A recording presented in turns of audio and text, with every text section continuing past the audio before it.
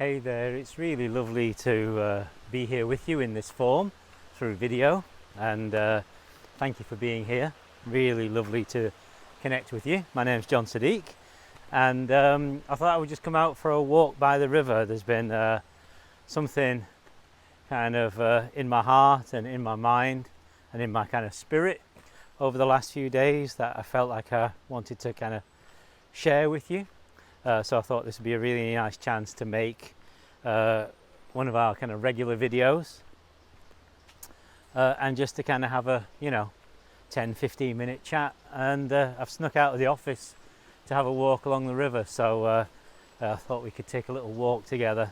I hope you're doing really well in your life and that you are centered in presence and whatever the outward stuff is that's going on, whether it's good or otherwise, that you have that sort of sense of soul and wholeness within yourself. And in fact, that's kind of what I want to talk about today.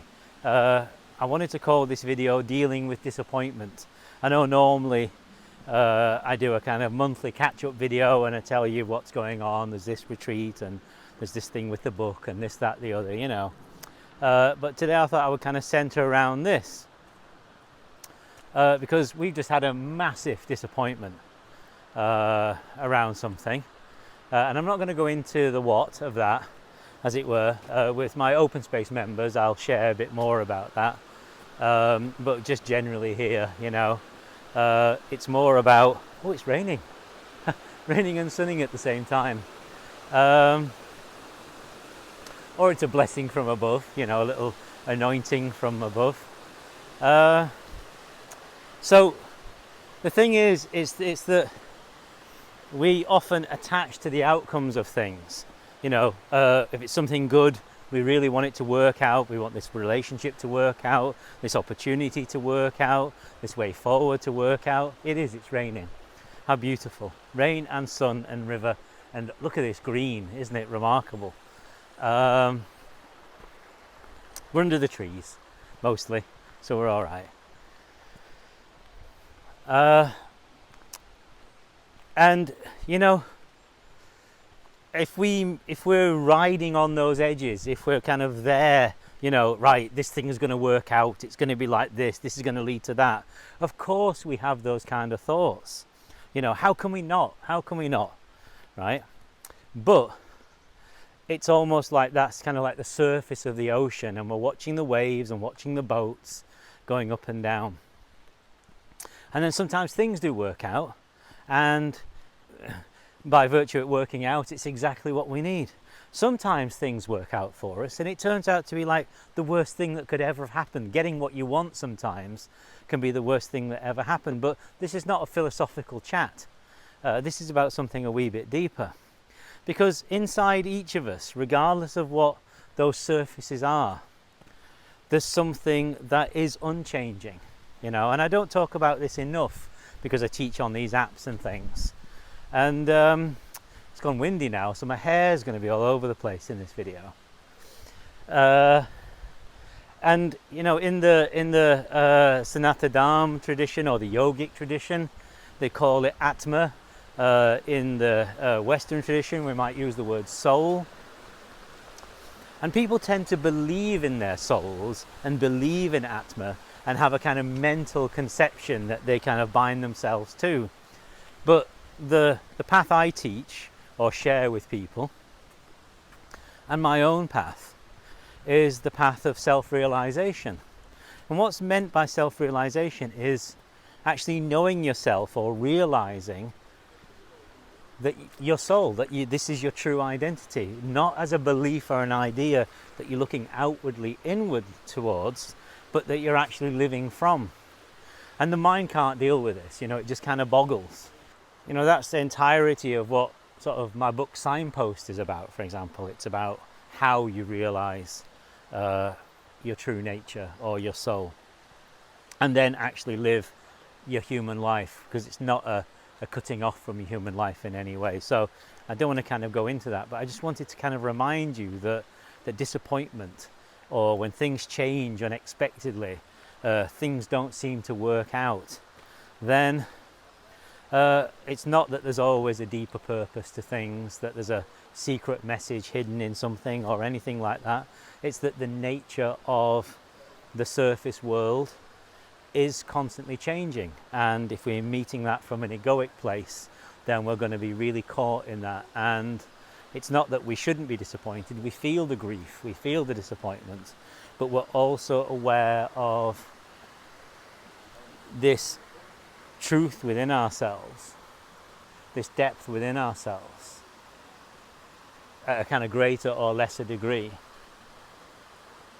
And because that's unchanging, we then see sort of reality for what it is. You know, people talk about non-duality a lot, but very often they think it means one side over another, and that the good side, what they perceive as the good side through their conditioning, is the winning, as it were. And if you get rid of everything else, then you're non-dual.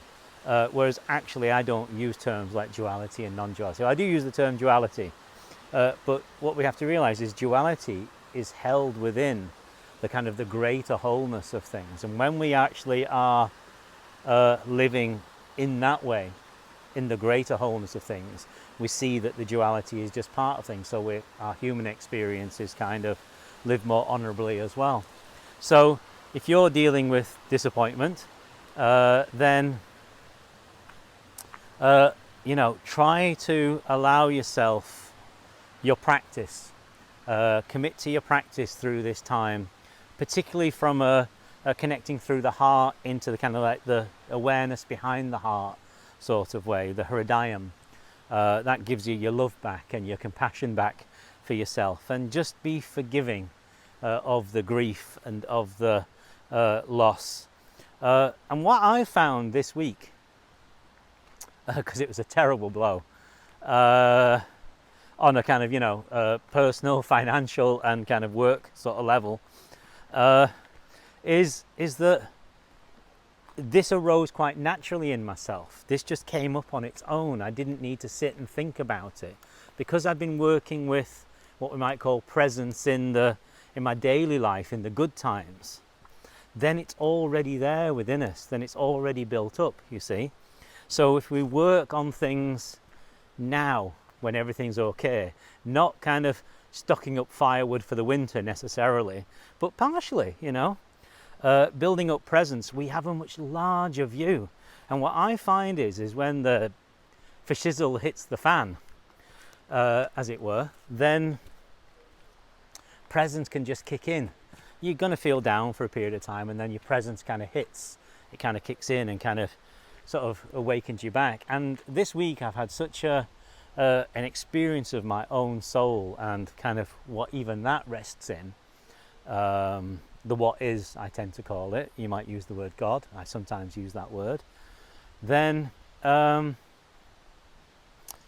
it's kind of really rocked me in a good way back to this is who I am in my human form right now, and these are the things that I really love, and my work, you know what, I'm going to do this and I'm going to do that. It's like being given the answers sort of really clearly, but I'm not even attaching to an end point of those. It just, the feeling of the kind of the truthfulness of them, because there's an integrity or a congruence to them, So, the easiest way to kind of practice this in daily life is just this simple feeling of feeling the kind of life in your body, not from your head, but from kind of like the inner feeling. Maybe try this with me now. And you feel that you're alive, you feel the life in your body, but then you're aware of kind of like the awareness that kind of comes before that. And it's not a mental shift. If you kind of connect through the heart, it's a lot easier. And here you are, you see, just like that with my white wires getting caught in the Himalayan balsam. So yeah, that's, we just do that through the days, make that into our practice, and actually commit to our sadhana, commit to our practice, both in the good times and the tough times. So many people only come to their meditation and their spiritual practice when the fashizzle is fizzling, as it were. Gosh, the green here. I'm rocking like a green man today as well. Just stunning. Sorry, I keep getting so distracted by the beauty of the nature. Not distracted, but my kind of attention is kind of very whole with it all, as it were, and I kind of just feel like sitting by the river, quite honestly. So yeah, I'll leave that there. So, you know, just bless you for listening, bless you for tuning in, and if you want to kind of connect a bit deeper with me and the work that I do, I've created a new space on the Authentic Living website called The Garden, which is a free membership area, and I've just put in 3 foundational meditation practices that you can kind of use sort of for your daily life, for the rest of your life basically, that will really give you a good solid grounding in what we're talking about. And there's going to be a bit more stuff about self-realization in there, and that's for people kind of either just starting out on the path or returning to it after a while and just kind of wanting to do something but not too much, as it were. So that's just there for you as a kind of resource, and it's not on any app, and it's not trying to sell you things, and it's not kind of boggling you with adverts and you know, check-ins and all this sort of stuff. It's just there, you know, for you when you need it. Yet if you are wanting to go a little bit further, or you're ready to kind of actually move deeply into your practice, we also have another membership site, which is a subscriber site, and that's called the Open Space, and that's for when you know you're ready to kind of sort of work, that this is where your life is taking you basically, and that contains our entire library, or it will do. I'm working on it sort of a bit at a time, and then there's new stuff contributed on there every month, archival material there every month, there's kind of exclusive live sessions every month, there's videos specifically recorded just for there that never appear anywhere else, you know, on themes like this. Kind of, this is a bit of a satsang video, I suppose, and so, but they go much deeper into things, because, you know, people are sort of committing through their own lives, not to sort of my practices, as it were, but to themselves, and that they find perhaps working with yours truly is a good kind of space for them to kind of work in. So yeah, let's leave it there, and let me wish you a beautiful day. I'm going to take some quiet time by the river and then go back to the office and edit this up and put it out, and yeah, lots of love to you.